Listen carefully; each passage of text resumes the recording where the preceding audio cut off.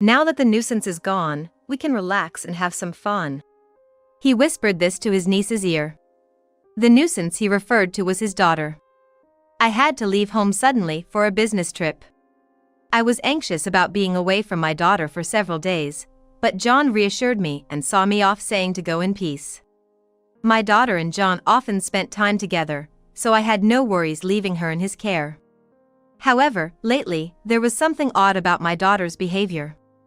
In hindsight, I should have delved deeper into these feelings at the time. Mommy! Don't go to work! My daughter clung to my leg, unwilling to let go, and I failed to notice her desperate SOS. I'm a failure as a mother. Little did I know that John would lock my daughter in the storage room and go on a trip with his niece. I will never be able to forgive John for doing something irreversible to my daughter and niece. My name is Sherry. I married John the same year as I got pregnant, the baby who's now my 5-year-old daughter, Samantha. Our meeting was through a common friend introduction, quite ordinary. At that time, John, fond of kids, worked at a toy manufacturer, and I had just been selected for a project at work. Both busy with our jobs, marriage was the last thing on our minds. But then, I found out I was pregnant with Samantha. Having the baby meant taking maternity leave, and risking being sidelined from the project. I had seen others at my company go through this and felt disheartened about my future. Having seen several colleagues go through the same situation, I felt ashamed for even doubting my future. But John comforted me, saying, "I'll quit my job and be a full-time stay-at-home dad." He had taken his current job because he wanted our future kids to play with the toys he'd helped create. John had already been involved in the development of several products, some of which were already on the market. I want you to fulfill my dream. Let's get married, Sherry. His words made me decide to have our daughter. I explained the situation to my company and returned to work 3 months after giving birth. Despite a slight gap, I managed to stay on the project, gaining valuable experience. Returning to work so soon after childbirth was tough, but thinking of John and Samantha waiting at home, I worked harder than ever. Now, I'm leading a newly launched project. To spend time with Samantha, I try to leave work on time by working remotely at night during weekdays, although weekends work and business trips are sometimes unavoidable. Even in such times, my daughter didn't show a sad face and encouraged me with strong words, "Do well at work, Mom." Being a full-time stay-at-home dad was still a concept not fully understood by society, but as a family, we managed our roles well and lived happily. One day, my sister-in-law came to talk about her divorce. Her husband, 10 years her senior, had frequent clashes due to different ways of thinking. Lately, these disagreements escalated, and the final straw was when he raised his hand against her. "That must have been tough for you, sis-in-law." "Not at all. I actually feel relieved. I don't have to see my daughter, Lily, cry anymore." She has an 11-year-old daughter, Lily. When her ex-husband raised his hand against her, Lily witnessed it and started crying, which made him stop. My sister-in-law feared the violence might eventually turn towards Lily and decided to divorce. Hearing this, John jokingly said, "If you ever need anything, just say the word. I'm always home," making everyone laugh. But I nodded in agreement with John's words. She had helped convince our in-laws when John decided to quit his job and become a full-time stay-at-home dad. It's not about being a man or a woman nowadays. Whoever can do it, should do it. Without her words, we might not have had a good relationship with our in-laws. Our happiness is, in part, thanks to her. We're in this together. Feel free to rely on us anytime. Really? Thank you. Actually, I've been thinking about moving to your neighborhood. Wouldn't it be a bother? Bother? Not at all. She had to leave the rental apartment she shared with her ex-husband. She considered going back to her in-laws' house, an hour's drive away, but it would make her commute difficult, and Lily would have to change schools. Our house was within Lily's school district, so they fortunately found a vacant apartment nearby and decided to move in. John suggested, and we agreed to look after Lily after school until her mother finished work. My sister-in-law had been working part-time, but following her divorce, she started working as a full-time employee. With her working hours increasing, my sister-in-law was worried about her daughter, Lily, being home alone after school. Lily was already in 5th grade, and my sister-in-law was concerned she might be overprotective, but my husband, John, convinced her it's better to be cautious before something happens. At least while she's in elementary school, we should keep a close eye on her. John had always adored his niece, and she affectionately referred to him as Big Brother. I also convinced my sister-in-law that it would be good for her daughter to have my daughter as a playmate, so we agreed that her daughter would stay with us when my sister-in-law was at work. This marked the beginning of our new family life. Since we lived close by, my daughter and her cousins saw each other often. They quickly adapted to the new routine, and everything seemed to be off to a smooth start, but then my daughter suddenly began to resist being apart from me. She had been used to seeing me off to work since a very young age, so I thought she was comfortable with it. Was she feeling lonely? Or was there some other anxiety? I was puzzled by this new behavior of hers. "Mommy's just going to work. I'll be back tonight." Despite my reassurances, my daughter clung to my leg, unwilling to let go.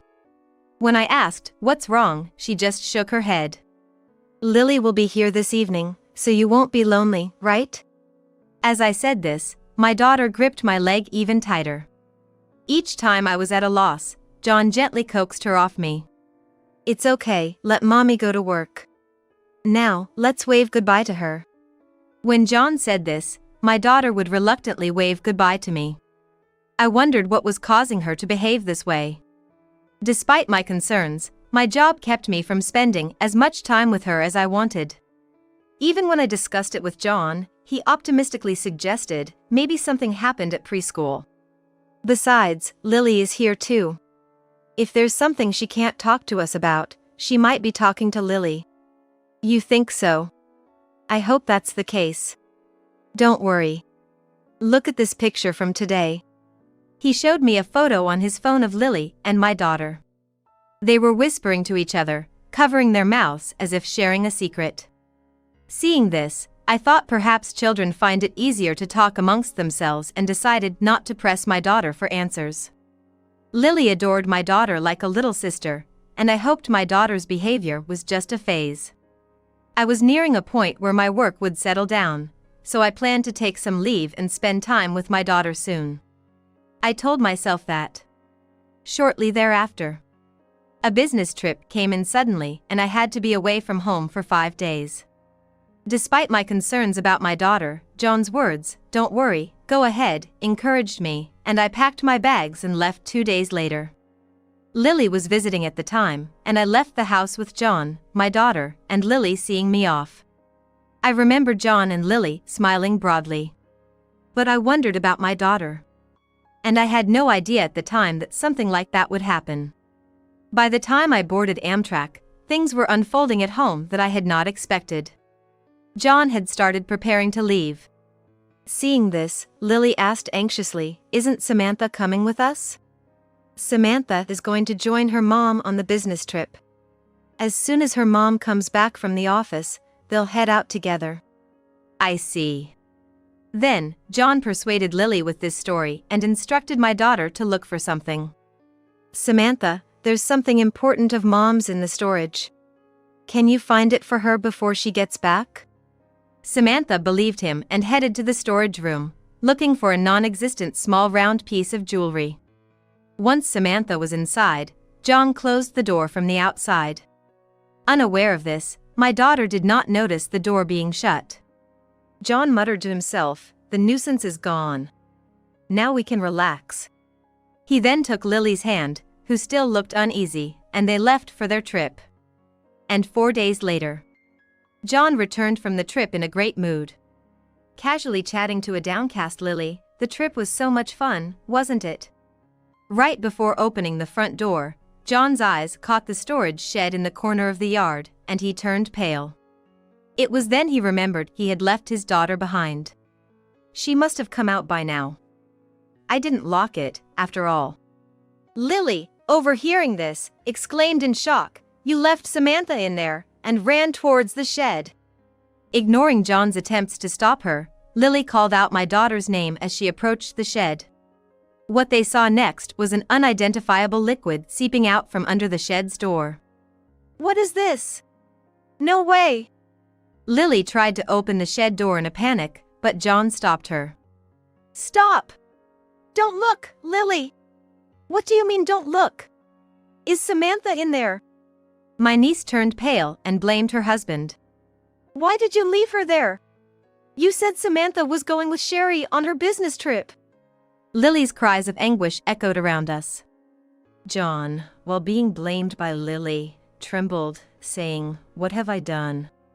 It was then that I finally spoke up from behind him. "Where have you been?" My voice was so cold it sent chills down my own spine. I never knew I could feel anger intense enough to produce such a tone. My daughter standing next to me felt the same way. Despite her youth, my daughter Samantha looked at her father with eyes full of accusations. John, hesitantly turning around, was frozen in shock upon seeing me and Samantha. "Sherry! Samantha!" Contrary to his astonishment, Lily, upon seeing Samantha, burst into tears and hugged her. "Thank goodness, Samantha! You're safe!" Hugged by Lily, Samantha shifted her gaze away from John and hugged Lily back, as if confirming her safety. I wondered how much these children had been affected by John's actions. I stood protectively in front of my daughter Samantha and niece Lily. Yet, John feigned concern. "I'm glad you're safe," he muttered towards Samantha. "Glad she's safe? After you left her behind, what are you saying now?" "Samantha said she wanted to be with you." "And why are you here, Sherry? Weren't you on a business trip? You were supposed to return tomorrow." "Oh. So you thought you'd be back before I got home. Could it be that you often leave Samantha like this when I'm away?" John fell silent at my words. His silence was more affirming than anything else. "I've already heard the story from Samantha. I'll be hearing it from Lily as well." Turning to Lily, who was still embracing Samantha, she met my gaze firmly and nodded as if she had made a decision. The fact that I was able to rescue my daughter Samantha was a stroke of sheer luck. The thought of what could have happened if my business trip dates hadn't changed sends shivers down my spine. On the day I was supposed to leave, I indeed boarded the Amtrak. However, I received a sudden notification that the trip was cancelled, so I got off the train mid-journey and returned home. Since the trip was called off, I could return home directly, arriving earlier than my usual time. Finally, I would have a chance to talk with Samantha. I took a taxi from the station, rushing home. As I got out of the taxi and approached the front door, I heard a voice calling, "Mommy." Thinking Samantha had seen me and was running towards me, I turned towards the voice, only to be shocked. Samantha's voice was coming from inside the storage shed. "Samantha!" In a panic, I opened the shed door to find my daughter there, drenched in sweat and sobbing uncontrollably. At her feet lay the burst remnants of a water-filled bouncy ball I had given her. This toy was developed by John when he was still working at the toy manufacturer. I had given it to Samantha hoping to cheer her up when she first started showing signs of distress. Apparently, she panicked when she realized the door was shut, either throwing or stepping on the ball, causing it to burst. The liquid seeping out of the shed was from this ruptured bouncy ball. The floor was also scattered with Samantha's old clothes. "What happened? Why are you in here?" I hugged my crying daughter and asked her. What she told me then ignited a fury in me, the likes of which I had never felt before in my life. "Samantha said you asked her to look for my jewelry. She's deeply shocked, both from being left behind and being locked in." "Locked in? The door wasn't locked. I thought she would come out on her own." Being suddenly shut in is frightening even for adults. It's not surprising she panicked and couldn't open it. And I've heard about the usual situation. Now I finally understand why Samantha started acting out. My husband would have noticed the cause anyway. After all, he was the cause of it. After we started looking after Lily, John began to favor her, neglecting Samantha. My daughter felt increasingly lonely as John paid attention only to Lily. But Samantha, caring for me and my busy schedule, could only express her feelings in such a way. It seems she also knew Lily was troubled by John's behavior. The photo of them whispering might have been taken while they were discussing this. Samantha really wanted to talk to me about Lily and hoped I could help in some way. However, Samantha didn't have the right words to accurately convey this, unsure of how to express it to me. Samantha's words to me were hesitant, yet she cared deeply for Lily. Despite feeling lonely herself, what a kind-hearted child she is. After hearing from Samantha, I immediately called John. But he didn't answer, no matter how many times I called. Usually, he would call back right away, and it was unusual for him not to answer. Something was wrong. Believing this, I reached out to my sister-in-law. During this conversation, I learned a shocking fact. John had told her he was going on a trip with Samantha and Lily. John had contacted my sister-in-law as soon as he found out about my business trip. Sherry is going on a long business trip. During that time, I thought of taking Samantha and Lily on a trip because Samantha might feel lonely. What do you think? My sister-in-law was also busy with work and felt guilty for not being able to spend much time with Lily.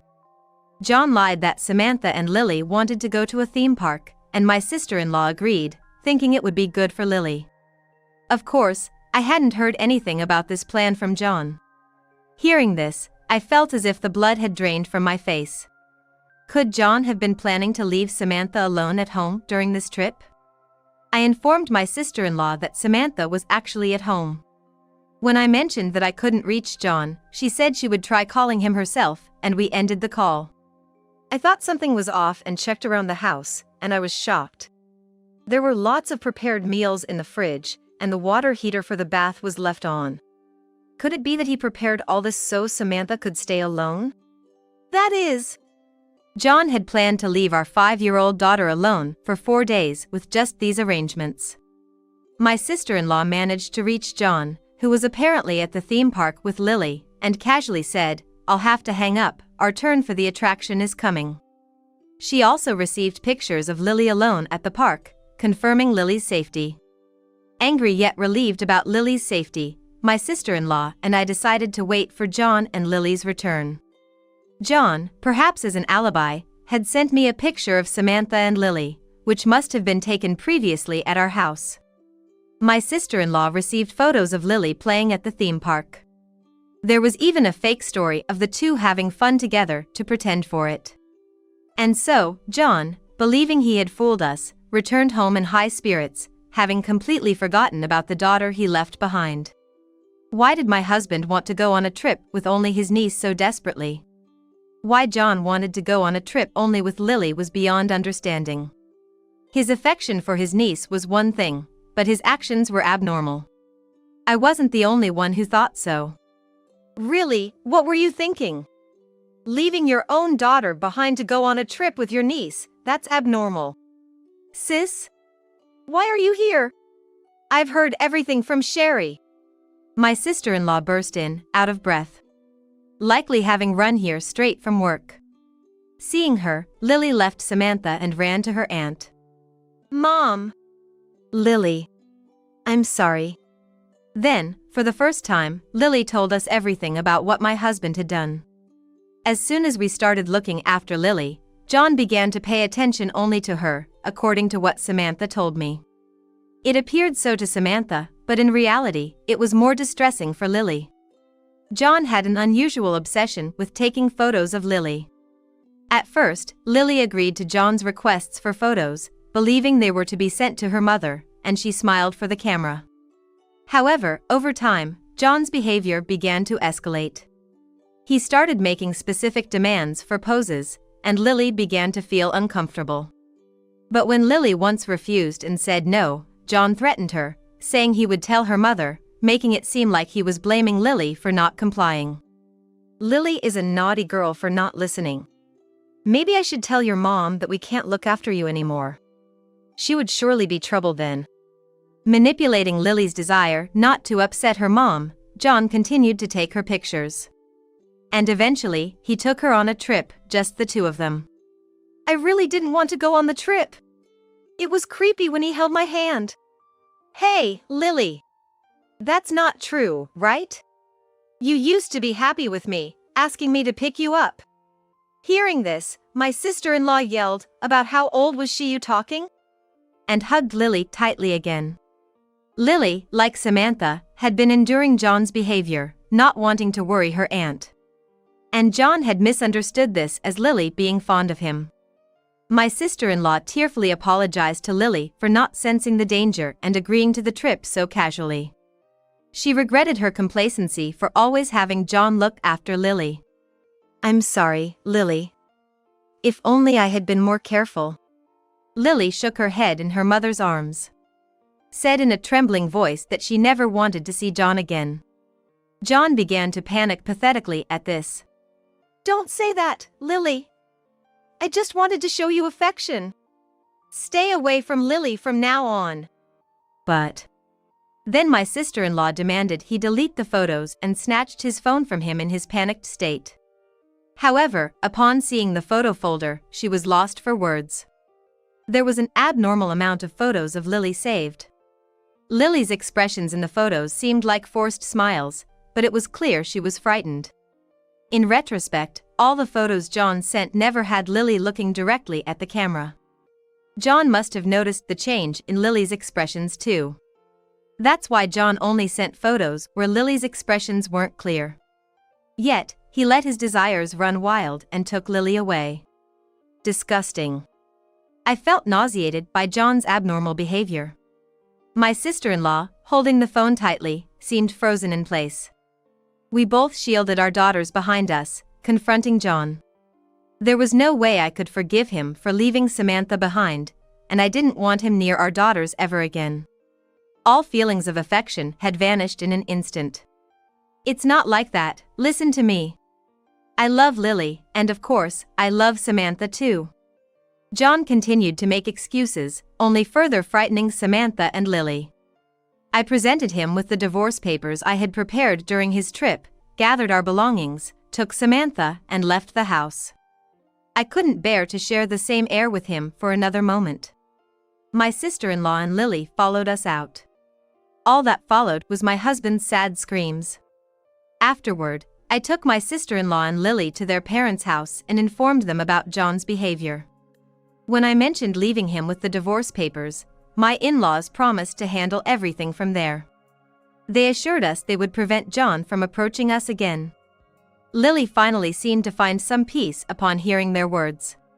My sister-in-law and Lily decided to stay with my in-laws for the time being, planning to sort out work and school later, though it likely meant Lily would have to change schools. We couldn't discount the possibility of John lurking around her school route. Samantha and I decided to return to my parents' home too. During John's trip, I had been managing work, household chores, and childcare alone. Thankfully, Samantha was a resilient child, and I felt confident that we could manage well on our own. Living without John, just the two of us, seemed entirely feasible. Those hellish 4 days indeed contributed to my newfound confidence. For a while, we'll live at my parents' house, grateful for their kindness, but I plan to move closer to my workplace before Samantha starts elementary school. We started our new lives, but John was still stuck in the past. Thanks to my in-laws, I was able to finalize the divorce from John without ever having to see him, but he continued to call afterward and even showed up at my parents' house. Despite being cut off by my in-laws from any contact with me, my daughter, and the residents of his parents' home, John pathetically tried to seek reconciliation. I can't imagine a life without Sherry and Samantha. His words only instilled fear in me. I asked my parents to contact the police, who came and took away John, who was screaming at our doorstep. He was served a restraining order by the police and finally seemed to understand he was alone. All this destruction was his doing, and it was too late for regrets. I wondered how John, having been a stay-at-home dad, planned to live since then. But that was no longer my concern. Samantha had been down for a while after the incident, but she's finally starting to smile again. Though divorced from John, we still keep in touch with my sister-in-law and Lily, and their smiles are returning too. To overwrite the traumatic memories of the theme park with Lily, we're planning a trip there, just the four of us. I'm looking forward to creating many happy memories for Samantha and Lily.